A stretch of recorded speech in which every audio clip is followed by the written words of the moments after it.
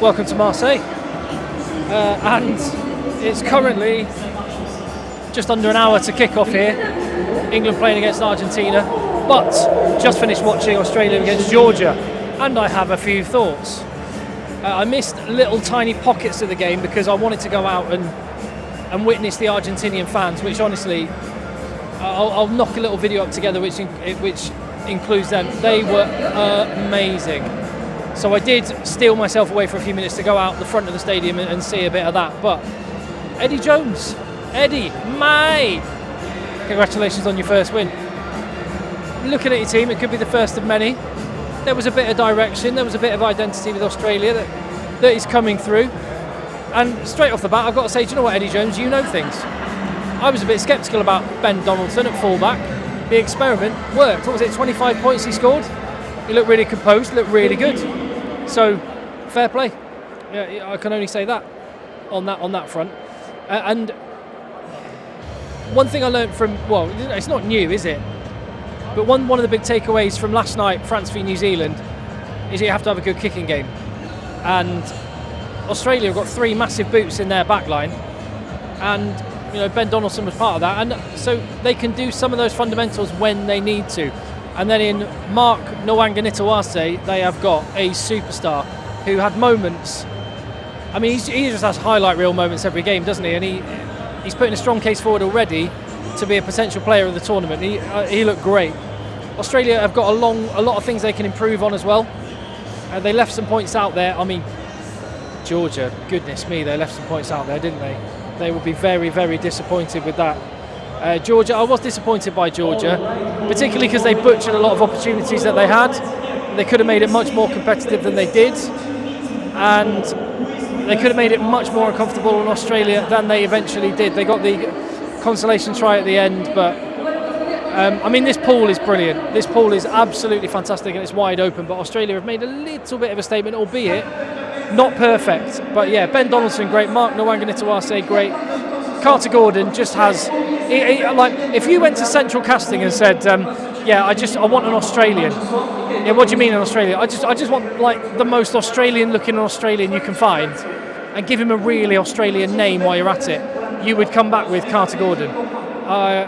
He's got something about him still, quite green, got a lot to learn, a lot of improvement to make. I hope you can hear me all right with all the noise that's going on. Currently, just seeing Tom Curry. Yeah, Tom Curry doing a bit of stretching down below me. The England team out. The Argentinians, all the players are starting to come out for their warm-up.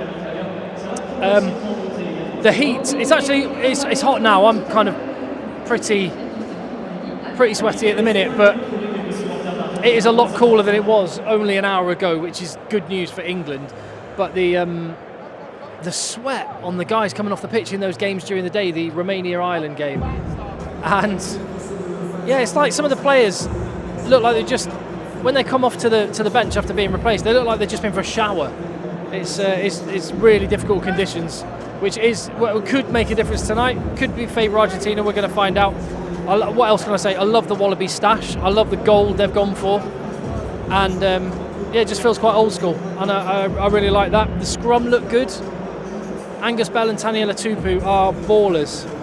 Really like them. They do a lot more than scrummage, but they actually did hold up a good scrum against Georgia, which is to their credit, and it helps when you've got 2 massive units like Arnold and Skelton behind you.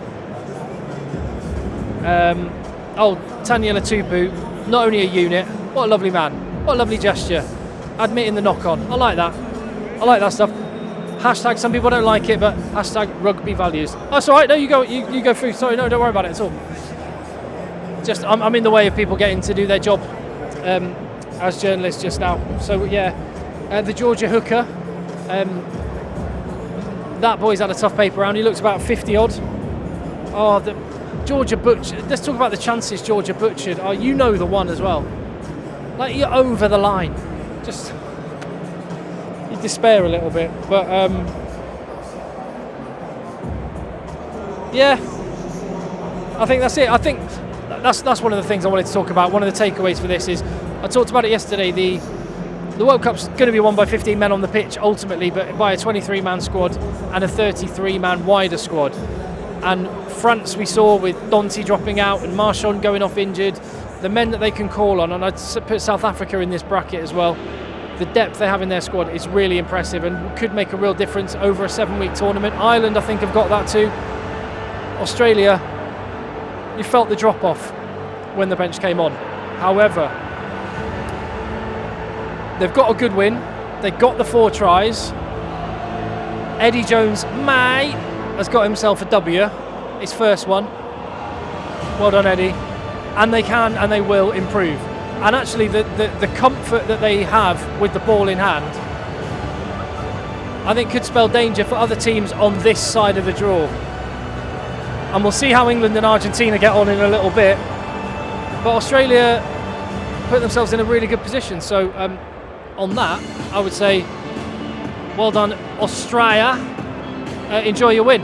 Right, I'm going to get ready, get in position, because that is what I'm going to be watching next.